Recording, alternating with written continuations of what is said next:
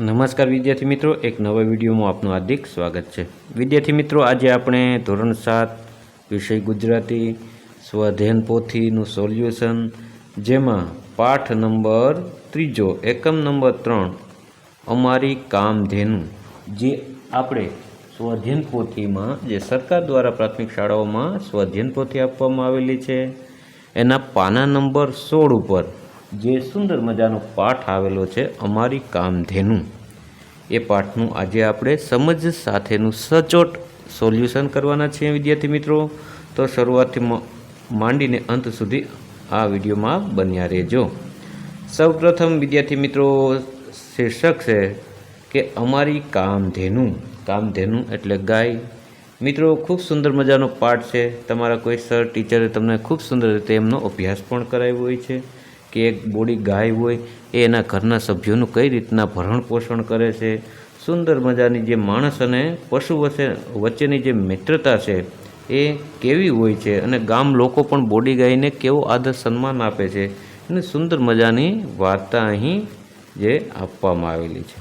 તો વિદ્યાર્થી મિત્રો, અમારી કામધેનુ જે પાઠ છે એના લેખક છે ચંદ્રકાંત પંડ્યા, એ પણ આપણે વિદ્યાર્થી મિત્રો ખ્યાલ હોવા જોઈએ।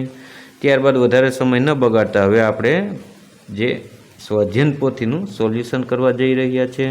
આપણું ધ્યાન પાના નંબર 16 સ્વાધ્યાયન પોથીમાં હોવું જોઈએ, જેનો એકમ નંબર 3 છે અમારી કામધેનુ। પ્રશ્ન નંબર 1 એકમમાંથી સ્થાનિક ભાષાના શબ્દો શોધીને લખો। શું કીધું છે? જે એકમ જે છે પાઠ છે એમાંથી સ્થાનિક ભાષાના, ઉદાહરણ તરીકે વિદ્યાર્થી મિત્રો કહેવાય કે 12 ગાવે બોલી બદલાય। ઉદાહરણ તરીકે તમે સૌરાષ્ટ્રમાં આવો તો આપણે એમ કહીએ, કોઈ વ્યક્તિ જતો હોય તો આપણે એમ કહીએ કે ક્યાં જવું। જેવી રીતના તમે ઉત્તર ગુજરાતમાં મહેસાણા તરફ જાઓ તો કનો ચ ઉચ્ચારણ કરે, ચમ જ્યાં, બરાબર, ચમ જવું, ચમ એટલે કઈ બાજુ, કનો ચ બોલે છે। જેવી રીતના આપણે એમ કહીએ સૌરાષ્ટ્રમાં કાઠિયાવાડમાં કે ભાઈ પાણી પીવું મારે, બરાબર, તો એ લોકો પાનો પો બોલે, પોણી પીવું, બરાબર છે। તો આવા શબ્દો જે તમારી સ્થાનિક ભાષામાં હોય એ આપણે શોધીને લખવાના છે। તો આ એકમમાં ક્યાં ક્યાં છે? તો કે બોડી તો કે જેને સિંગ ન હોય, સિંગડાવું ન હોય એને બોડી કહેવામાં આવે છે। તો કે બોડી, ખરેરો, ટંકે, બાફણા, આંચળ, ઉબેલ, વાટકી, વંશવેલો, દોહવા, આવા શબ્દો વિદ્યાર્થી મિત્રો એમાં સ્થાનિક ભાષાના મૂકેલા છે। તો અહીંયા આપણે લખી નાખ્યા। ત્યારબાદ પ્રશ્ન નંબર 2 ઉદાહરણ મુજબ લખો। દૂધમાંથી દહીં બને છે, તો બરફમાંથી શું બનતો? કે પાણી બને, છાશમાંથી માખણ બને, ઘીમાંથી સુખડી બને, ઘઉંના લોટમાંથી રોટલો બને, દહીંમાંથી છાશ બને, માખણમાંથી ઘી બને, ચણાના લોટમાંથી ભજીયા બને કે ગાંઠિયા બને, ઘણી બધી આઈટમ બને। તો અહીં આપણે લખી નાખવાનું છે આ રીતના। પ્રશ્ન નંબર 3 વાક્યો સામે કોષમાંથી સાચો શબ્દ પસંદ કરીને લખવાનો છે। શું વિદ્યાર્થી મિત્રો કીધું કે તમને જે કોષમાં શબ્દો આપેલા છે એમાં જે એનો સાચો જવાબ હોય એની સામે જે રેખા આપને ખાલી જગ્યા આપેલી છે એમાં લખી નાખવાની છે। જેવી રીતના પોતાના દેશમાં બનેલું એને સ્વદેશી કહેવાય, તો એવી જ રીતના વિદ્યાર્થી મિત્રો નીચે 5 છે તમને વાક્યો આપેલા છે। પોતાના પર કાબૂ ધરાવતા હોય તેને તો કે સ્વનિયંત્રણ કહેવાય, પોતે જ કમાતા હોય તો કે સ્વરોજગારી કહેવાય, હું મારી સુરક્ષા કરી શકું છું તો કે સ્વરક્ષણ કહેવાય, આજે મેં પરીક્ષા આપી સ્વમૂલ્યાંકન, મેં મારી જાતને ઉગારી લીધી તો કે સ્વ બચાવ। તો વિદ્યાર્થી મિત્રો આ રીતના આપણે લખી નાખવાનું છે। ત્યારબાદ પ્રશ્ન નંબર 4 કોષમાંથી પસંદ કરી વાક્યો સામે બંધ બેસતો શબ્દ ખાનામાં લખો। ચંદી, હાંડવો, કાવો, બાફલો, ઘૂંટો, રાબ, ખીચડો, જાદરિયું, વરાળિયું, ચણ, કાઢો, આવું જે બંધ બેસતું જે વાક્યમાં આવતું હોય એની સામે વિદ્યાર્થી મિત્રો આપણે આમાં ઉપરના જે કોષમાં આપેલા શબ્દો છે એમાંથી રીતે આપણે લખવાનું છે। ઉદાહરણ તરીકે તમને પેલું આપ્યું કે ગાય કે પશુઓને સુકાયા પલાળીને આપવામાં આવતા બાજરી, ચણા એને ચંદી કહેવાય। એવી રીતના લીમડાની છાલ, તુલસી, ગિલોય વગેરેને ખૂબ ઉકાળીને ઠંડો કરીને પીવાથી શરદી તાવ મટે છે અને કાવો કહેવાય। વિદ્યાર્થી મિત્રો આપણે જે કોરોના કાળમાં ઘણા લોકોએ કાવો કરીને પીધો હશે। ઘરગથ્થુ ઉપચાર દવા કરતાં વિદ્યાર્થી મિત્રો સૌપ્રથમ સારું કે આપણે શરદી, ઉધરસ, ખાંસી થઈ હોય તો સૌપ્રથમ જે આપણા લીમડાની છાલ આપણે આજુબાજુમાંથી મળી જાય, તુલસી તો લગભગના ઘરે હોય, આ ગિલો એક પ્રકારની જે વેલ આવે છે એના જે ડાળીઓ હોય એનો બધો ઉકાળો બનાવવામાં આવે ને એ પછી જો પીવડાવવામાં આવે તો એ બધું મટી જાય, તો એને શું કહેવાય? તો કે કાવો કહેવાય। ત્યારબાદ કાચી કેરીને છોલીને ગોળ નાખીને બનાવેલું શરબત તો કે એને બાફલો કહેવાય. ચકલીઓ કે પક્ષીઓને આપવામાં આવતા અનાજના દાણા તો કે ચણ કહેવાય. ચોખા ચણાની દાળના લોટનું ખીરું બનાવીને આથો લાવીને બને છે ને હાંડવો કહેવાય. ઘણા બધા શાકભાજીઓને વરાળથી પકાવીને બનાવાતી વાનગીને વરાળિયું કહેવાય. લોટ શેકીને ગોળ નાખીને ગરમ કરેલું પાતળું પીણું એને રાબ કહેવાય. 7 પ્રકારના અનાજ કઠોળ બાફીને બનાવાતી વાનગી એને ખીંચડો કહેવાય. ત્યારબાદ 9મું, આયુર્વેદિક વસ્તુઓ જેવી કે ફુદીનો, સંચળ, બલદાણા, આદુ, લીંબુ ઉકાળીને બનાવવામાં આવતું પીણું કાશ્મીર તથા જૂનાગઢમાં પ્રખ્યાત છે અને કાઢો કહેવાય. ઘઉંના પોંક અને ગોળમાંથી બનાવાતી વાનગીઓ એને જાદરિયું કહેવાય. શાકભાજીને ઘટ પ્રવાહી બને ત્યાં સુધી ઉકાળી બનતી વાનગીને ઘૂંટો કહેવાય. તો વિદ્યાર્થી મિત્રો આપણે આ પ્રમાણે લખી નાખવાના છે. ત્યારબાદ પ્રશ્ન નંબર 5, કોષ્ટકમાંથી શબ્દ શોધી તે શબ્દનો વિરોધી અર્થ ધરાવતી વાક્ય રચના બનાવો. શું કીધું વિદ્યાર્થી મિત્રો? સૌપ્રથમ તો કોષ્ટકમાંથી શબ્દ શોધીને શબ્દનો વિરોધી અર્થ, આપણે શબ્દ એક બંધ બેસતો જેનો શાબ્દિક કંઈક ને કંઈક અર્થ થતો હોય એવો શબ્દ ગોતવાનો છે. ત્યારબાદ એનો વિરોધી અર્થ આપીને પછી વાક્ય આપણે બનાવવાનું કીધું આમાં. તો જો જે શબ્દ આપણે ગોતીએ તો કે લહકારો, ઈષ્ટ, નિયમિત, સફળ, જન્મ, વેળા, ક્ષણિક, શોષણ, આવા શબ્દો વિદ્યાર્થી મિત્રો બને તો આપણે એમાં શું કરવાનું છે? એક તો પહેલાં એનો શબ્દ આપી, વિરુદ્ધાર્થી શબ્દ આપીને પછી એની વાક્ય એક બનાવવાનું છે. જન્મ તો કે મૃત્યુ. જો જન્મ હોય માણસ તો જન્મનો વિરુદ્ધાર્થી શું થાય? તો કે મૃત્યુ. માણસનું મૃત્યુ એ સત્ય છે. જો મૃત્યુ વિશે એક વાક્ય મેં બનાવી નાખ્યું. સફળ એટલે કે કોઈ વસ્તુમાં સફળતા મળે, સફળતા ન મળે તો કે નિષ્ફળતા કહેવાય. તો કે સફળ તો કે નિષ્ફળ. નિષ્ફળતાથી નિરાશ ન થવું જોઈએ. નિયમિત તો કે અનિયમિત. સુરેશ અનિયમિત શાળાએ આવે છે. વેળા તો કે કવેળા. પરીક્ષાના સમયે કવેળા ન નીકળવું જોઈએ, એટલે સમયસર નીકળવું જોઈએ. ક્ષણિક તો કે લાંબુ. કસરત કરવાથી લાંબુ આયુષ્ય જીવાય છે. ઈષ્ટ તો કે અનિષ્ટ. અનિષ્ટ સંબંધો ન છોડવા જોઈએ. શોક તો કે આનંદ. જીવનમાં આનંદમાં રહેવું જોઈએ. કોલાહલ તો કે શાંત વાતાવરણમાં મને મજા આવે છે. શોષણ તો કે દયાળુ. ઘણા માણસો દયાળુ હોય છે. જય તો કે પરાજય. ભારત સામે પાકિસ્તાનનો પરાજય થયો. તો વિદ્યાર્થી મિત્રો આ રીતના આપણે લખી નાખવાનું છે. ત્યારબાદ રેખાંકિત કરેલા શબ્દોને અલગ અલગ અર્થ થાય છે જે કોષમાંથી શોધીને ઉદાહરણમાં ખાનામાં આપણે લખવાનું કીધું છે. તો વિદ્યાર્થી મિત્રો જો આમાં ઘણા બધા શબ્દો તમને આપ્યા છે તો એમાંથી વ્યવસ્થિત આમાં જો છાપવામાં બરાબર મિસ્ટેક આમાં બરાબર દેખાણું નથી, બરાબર જે ઉપરના શબ્દો છે એમાં અમુક વંચાતા નથી. એ છતાં પણ જો તમને ઉદાહરણ આપ્યું કે કૃષ્ણ યોગી રહેજો અંતરમાં. અંતર એટલે શું કહેવાય? તો કે અંતરનું બીજું હૃદય કહેવાય.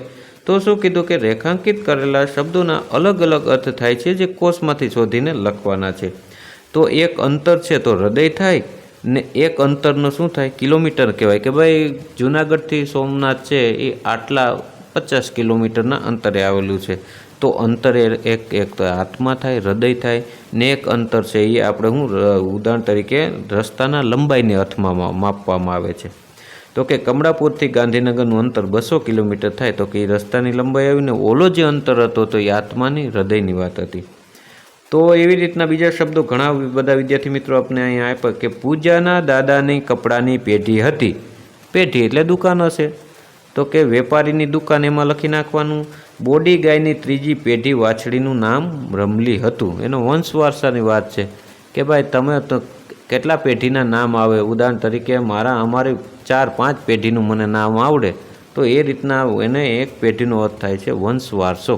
ઉદાહરણ તરીકે તમારા પપ્પાનું નામ હોય, એના દાદાનું નામ હોય, દાદાના પપ્પા હોય, એવા આપણે 4-5 નામ આવડતા હોય તો એને શું કહેવું? વંશ વારસો કહેવાય.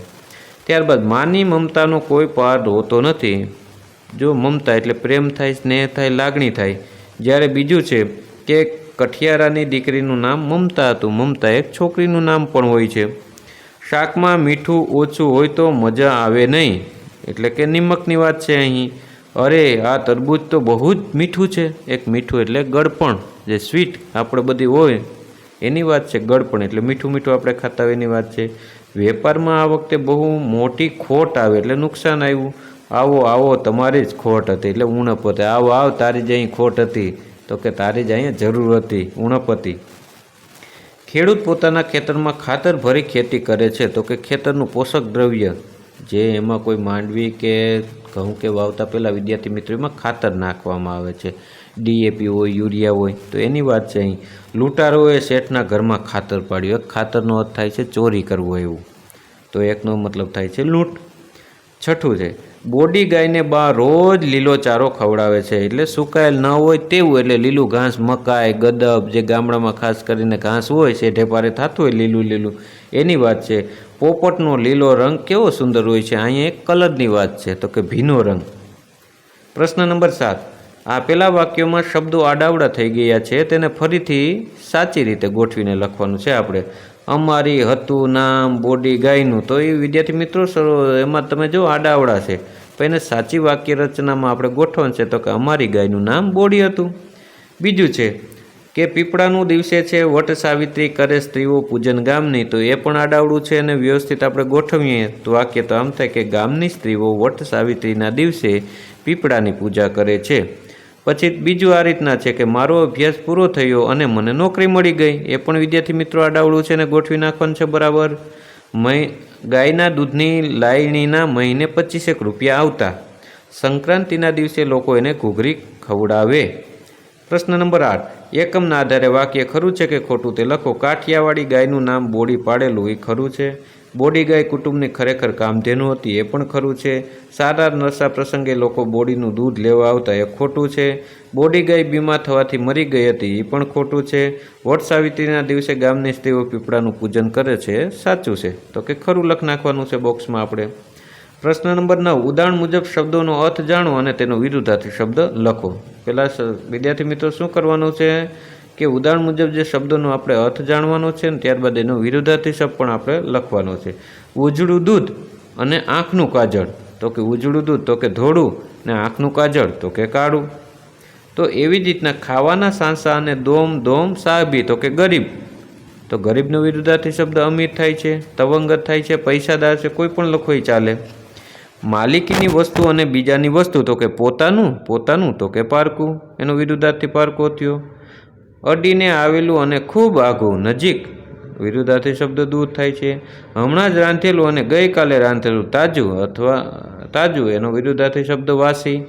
5 વર્ષે મળ્યા તોય ઓળખી ગયા અને કાલનું વાંચેલું ભૂલી જવાયું, સ્મરણ તો કે વિસ્મરણ. સ્મરણ એટલે યાદ રહેવું, વિસ્મરણ એટલે ભૂલી જવું. પ્રશ્ન નંબર 10. આપેલા પ્રશ્નોના જવાબ લખો. બોડી ગાયને કામધેનુ શા માટે કહી શકાય? બોડી ગાયના દૂધને વેચવાથી મહિને 25 રૂપિયા આવતા હતા. વિદ્યાર્થી મિત્રો એ બરાબર થોડુંક છે, એમાં કટ થઈ ગયું છે, આપણે હતા વાંચવાનું છે. બોડી ગાયના દૂધને વેચવાથી મહિને 25 રૂપિયા આવતા હતા. આ રૂપિયાથી પરિવારનું ગુજરાન ચાલતું હોવાથી લેખકે બોડી ગાયને કામધેનુ કહી છે. સારા નશા પ્રસંગે લોકો બોડી ગાયને શા માટે યાદ કરતા હતા? સારા કે નશા પ્રસંગે લોકોને બોડી ગાયના છાણ અને મૂત્રની જરૂર પડતી, માટે સારા નશા પ્રસંગે લોકો બોડી ગાયને યાદ કરતા. ત્રીજો પ્રશ્ન. ખેતર વેચાઈ ગયું ત્યારે તેનું કુટુંબ બોડી ગાય પર જ નભતું એવું કેમ કહ્યું હશે? ખેતર વેચાઈ ગયા પછી બોડી ગાયના દૂધથી મળતા પૈસાથી જ ઘર ચાલતું, કુટુંબનું નભવાનું માત્ર બોડી ગાયના દૂધ ઉપર જ હતું. પ્રશ્ન નંબર 4. બોડી ગાય કુટુંબનું કોઈ પૂર્વ જન્મનું ઋણ અદા કરવા આવી છે એવું લેખકને કેમ લાગે છે? કસોટીના સમયમાં બોડી ગાયે દૂધ આપીને પરિવારનો સહારો બની હતી, માટે લેખકને લાગ્યું કે એ ઋણ અદા કરવા આવી છે. બોડી ગાયના સ્વભાવની શી વિશેષતા હતી? બોડી ગાય શાંત, સહનશીલ, પ્રેમાળ અને સમજદાર સ્વભાવની હતી. એ સ્વચ્છતા પ્રેમી હતી, ગંદામાં ક્યારેય ન બેસતી કે ન ખાતી. પ્રશ્ન નંબર 11. કોઈ પ્રાણી સાથેની તમારી દોસ્તી વિશે લખો. વિદ્યાર્થી મિત્રો, કોઈ પ્રાણી સાથે, જે આપનો કૂતરો હોય, બિલાડી હોય, સસલું હોય, જે પણ પ્રાણી સાથે આપની મિત્રતા હોય એના દોસ્તી વિશે અહીં આપણે લખવાનું છે. તો મેં અહીં મિની એટલે કે બિલાડી વિશે લખ્યું છે. મારી એક પાળેલી બિલાડી છે, તેનું નામ છે મિની. તે ખૂબ જ નાની હતી ત્યારે મને રસ્તે મળી હતી.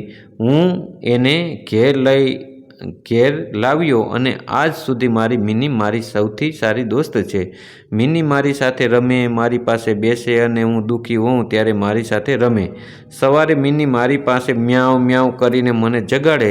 જ્યારે હું ભણું છું ત્યારે મારી પાસે બેસી જાય. તે મારા પરિવારનો એક ભાગ છે.